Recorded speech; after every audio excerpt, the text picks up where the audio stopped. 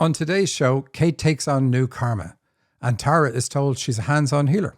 But all of that pales in comparison to Joan being told that she's actually been talking to God.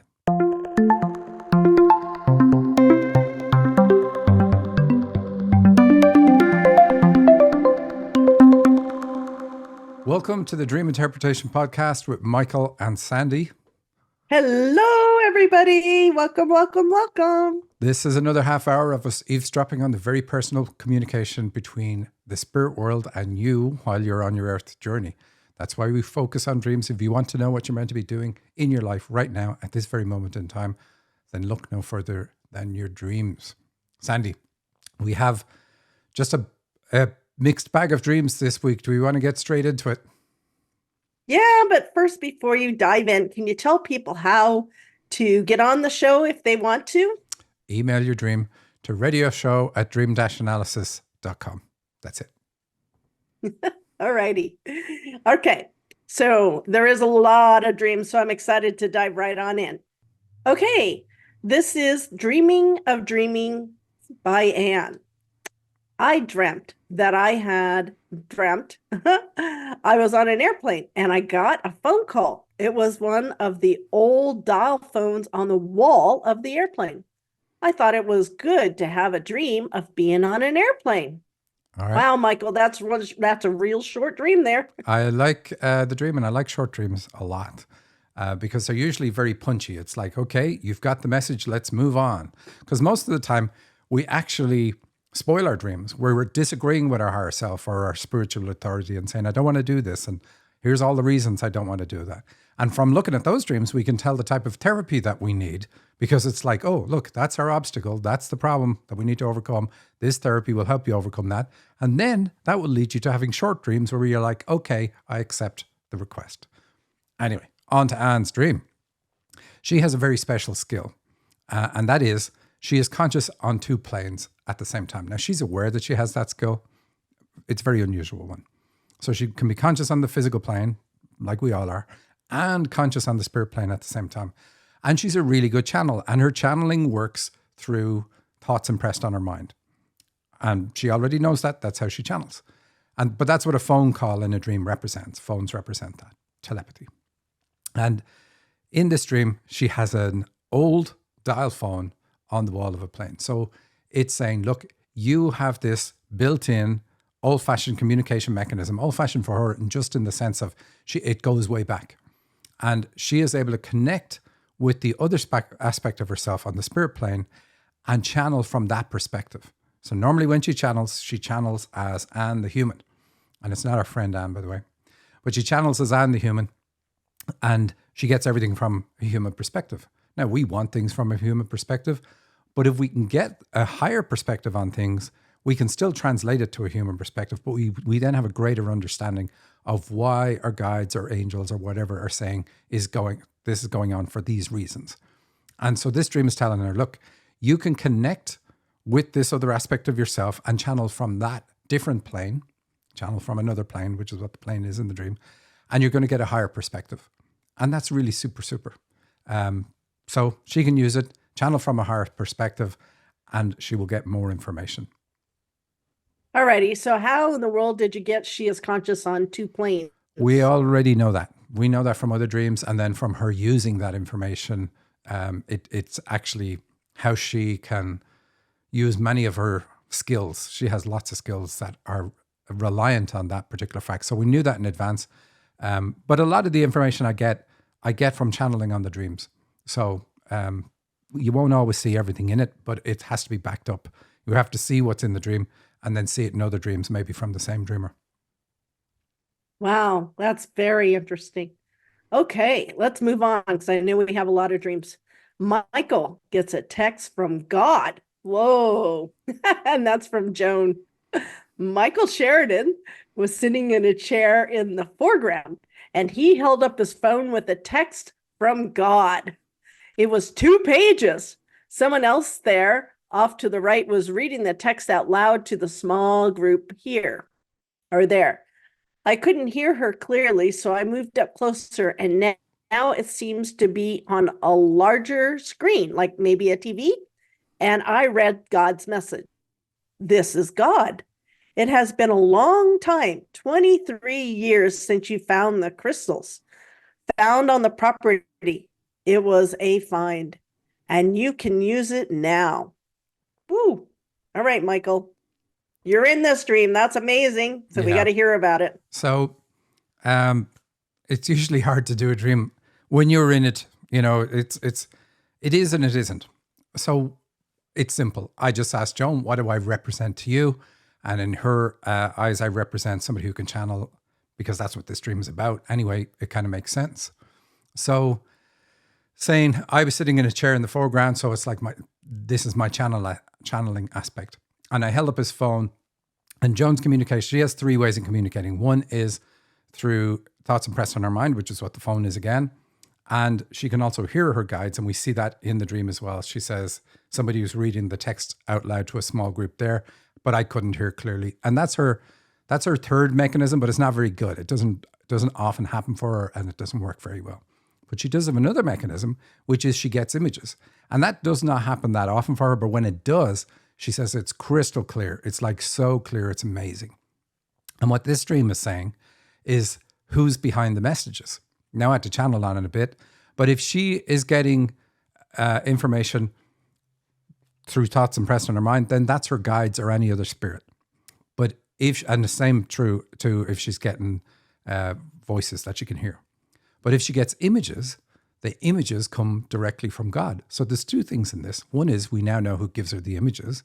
And the second is it's amazing to be told that you're able to channel God, because that's not common. Usually we channel our guides. Like, it's always a particular way it works. You know, you might channel one angel or a group of angels or one guide or a group of guides, or you might be a medium and be able to connect to anybody. But even if that's the case, there's got to be specific mechanisms that make that work and make that safe for you. But here to be told directly that you can get messages straight from God, and here's how to tell, because they're the ones that are the images, absolutely fantastic. I really like it. That is amazing. So what does the 23 years mean, and said you found the crystals? Okay, so if you're going to connect really high, which obviously you're going to do if you connect to God, then you're going to shine really bright. And you know this from the energy work that you do, that Sandy, that sometimes it's not a good idea to shine brightly, because you are then a source for others, nefarious spirits, to go, oh, I see somebody here. Let's buzz them. Let's have fun with them, or let's attack them. Let's whatever.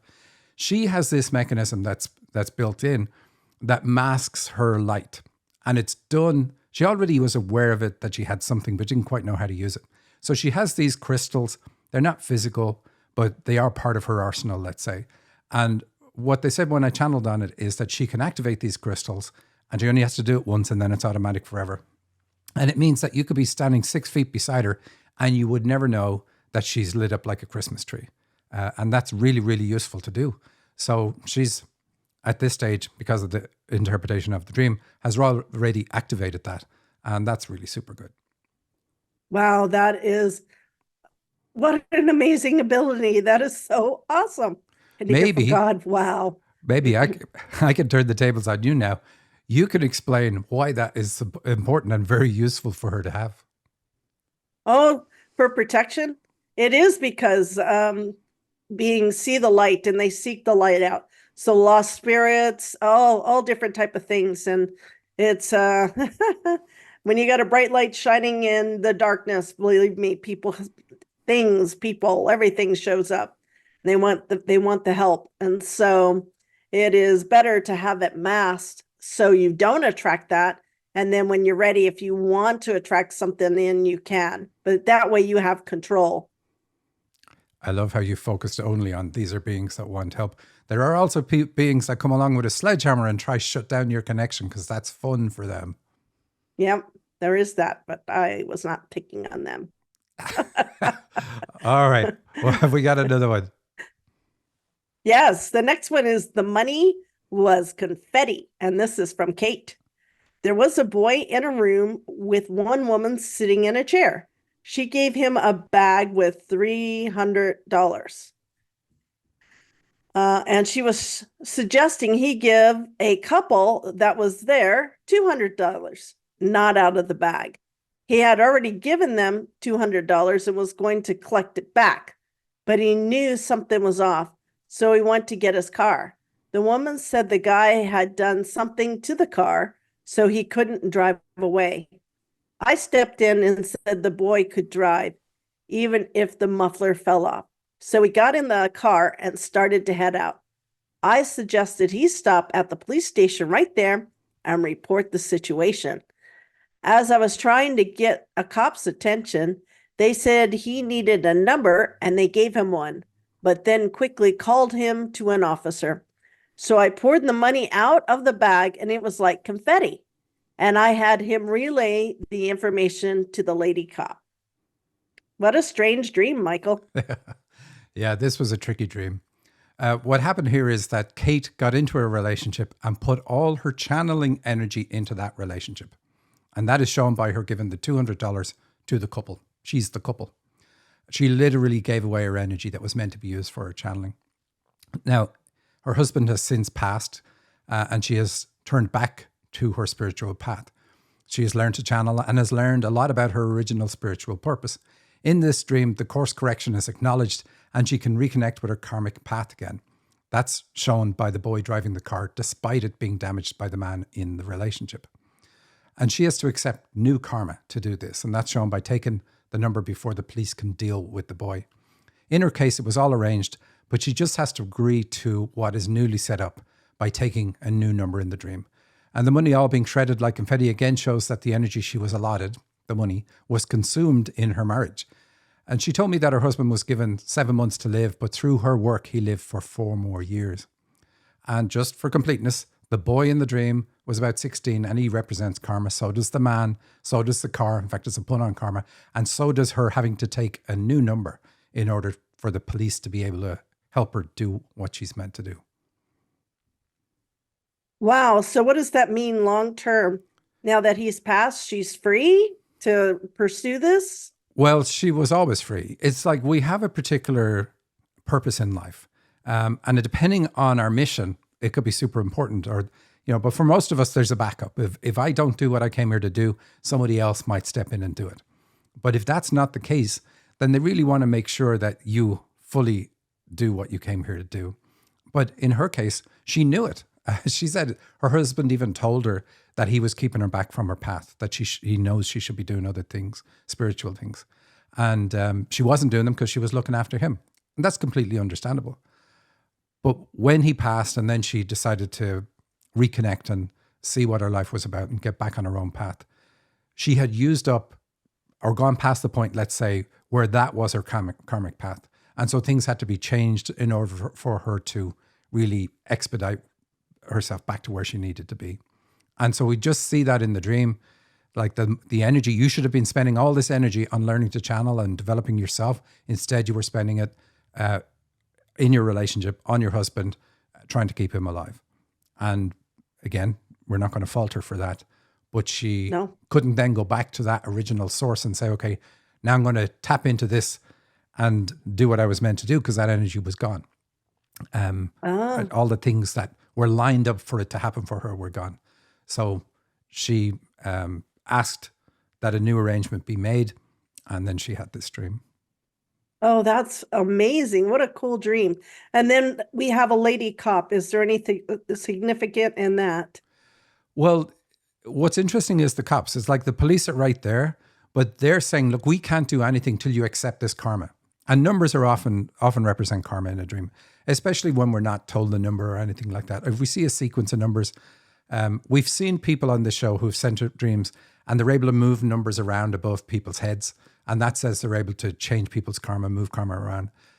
So in that context, that's what these numbers represent. But the guides, represented by the police or spiritual authority that she deals with, they say, look, you have to accept the karma in order for us to be able to work with you. And that's simply what this is. Wow, that's cool. All righty, let's dive into the next screen. Setting up someone's house from Jackie. Me and some woman I knew, no one I really knew, were at someone's house and we were setting it up with her new furniture. People were putting things around and putting the boxes in the garage. I remember that above a table, A new light fixture had been installed, but it looked cream instead of white. I noticed it had plastic cover on the shade that made it look cream colored instead of the appropriate white color.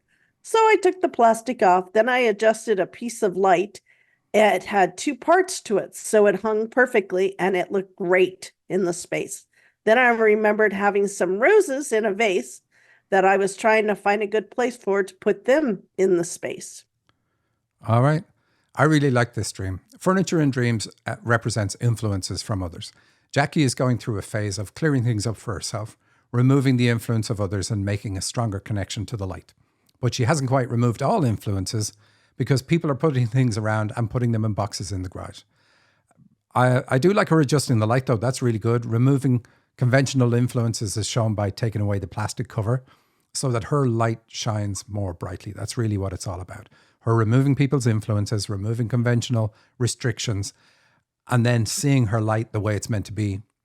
And then the last part with the flowers in the vase, she is appreciating her femininity by looking for a good place to put roses in a vase. And really, that's saying, look, this is what you need to do. Wow, very interesting. Nope, I don't have any questions. I was looking to see if I had any questions, but I don't. All righty, Michael, let's move on. Next one is sneaking out of the room, and this is from Jane. I was in a room in a hotel, and there were three of us sleeping there. I wanted to go outside for a walk, but I didn't want to wake the others up. I remembered there were two rooms with three people each, and I was going to sneak out the door to go for a walk. Another short, punchy dream. Michael, let's hear what you have to say. So again, I like this dream. Jane has woken up. That we used to call our show "So You Think You're Awake," and it's all about our dreams. Tell us why we're here, what we're meant to do, and in some cases, it's like we're meant to learn to love ourselves, or bring more joy into our life, or lose doubt, or whatever it is.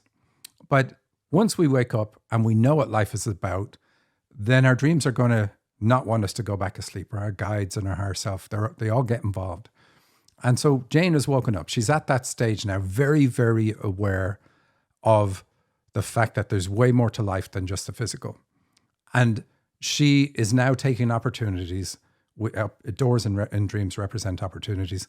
And so her sneaking out the door represents her taking opportunities to live in awareness while others around her are still sleeping. I think it's a really good dream. And there's nothing to say about it.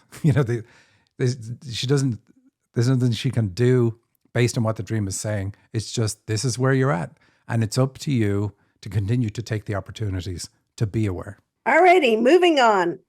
Trying to avoid the crowds. And this is from Jamie. I was at a massive resort with a group of people, kind of a work event. At first, it seemed to be uncrowded, but the second week, it was really crowded. I was sitting by some woman that was there with her family. Had I known, I'd come a week earlier to avoid spring break. Her mom came by and asked if there was another way out of the hotel versus going through the crowd. I pointed to a side door, but told her she'd need to walk around to the front of the resort, and it was harder to find the front from outside. That it was easier to just go through the quicker way through the lobby, the front lobby, not just the lobby, but the front lobby. All righty, Michael, what's up with this one? All right. So this dreamer has to cut the ties with birth, in particular, focusing on mom. When you cut the ties with birth, you cut the ties that bind really with birth. You're focused on both mom and dad. Anything to do with what things that made your arrival an unpleasant or negative task in some way. And this will help her overcome issues she has with crowds. It's not a big issue, but she avoids crowds when possible. And this interferes with her spiritual leadership gift. It makes her not like being here on the planet. So if I don't like being here and I'm going to help you deal with your issues, I can only bring you to the point where I am. And if I'm not happy here, I'm not going to get you happy here. But when I channeled on it, they said really that she sees crowds as having no compassion. And there is a real danger that a crowd could lurch to the side and crush her. So there is a real sense of danger in crowds. Now, it's not big. It's just, it's there in the background. And again, she has to heal this as it is connected with a dislike of being on earth. And we know mom's going to be the focus because mom is the one that shows up in the dream. Alrighty, so how do we know this is with birth? Is because it's a massive resort with a group of people? Well, hotels are about your reception at birth. So what was it like on day one when you arrived? And we can extrapolate from that. It can be about later in life too. But here it's like the focus is on mom and how do I get mom to exit through the front lobby, which is how we would exit a hotel ourselves, which would represent birth itself. And so I mainly get it from channeling. We see the symbols and we know the symbols are there. But you would look at this and you could probably say, maybe she needs to cut the ties with mom. And that would help her. And in fact, she would need to do that. When you cut the ties with birth, it does generally kill this feeling that you have of life is like a prison camp. You know, it's arduous. It's not fun being here. I don't care if I die. Not a suicide wish or anything like that. But it's like, you know, when my life is over, so be it. Great. So cutting the ties with birth fixes that, but it doesn't bring back the joy. So typically you then still have to cut the ties with mom after you do something like healing that particular issue. So that's why mom is prominent there. And really channeling is going to tell you what the order of things the dream has to do. And then, so we've got a woman that was sitting there with her family. What's going on with the family? Is that pointing to anything in particular? Well, she was like, it's spring break and all the families are here. And I've been here for 2 weeks. And now that everybody else has arrived, it's crowded. And this is my issue, you know, so I don't like the crowds. So again, you look at it, a woman with children is my issue. In a dream says, I have issues from childhood and the issues are connected to my mom because we see a mom and her children being the problem for her in the dream. Does that make sense? Yeah, it does. And then going through the side door, I would not have thought there was anything like that unless maybe a cesarean section. You wouldn't come through the normal channel. Very good. And that's what that can mean in a dream. But it's here is like, how do I circumvent having to work on this? And she says in the dream herself, there really isn't like dealing with this, taking it head on, going through the lobby is the best thing to do. Ah, interesting. Okay, cool. So now we're going to move on. Overseeing the people in the show. And this is Zoe. I was in charge of people getting what they needed for a show of some sort. I had just heard about it and I was pulling together how I'd do it. I knew it was going to cost me more than they wanted to spend, but I figured it'd be fine.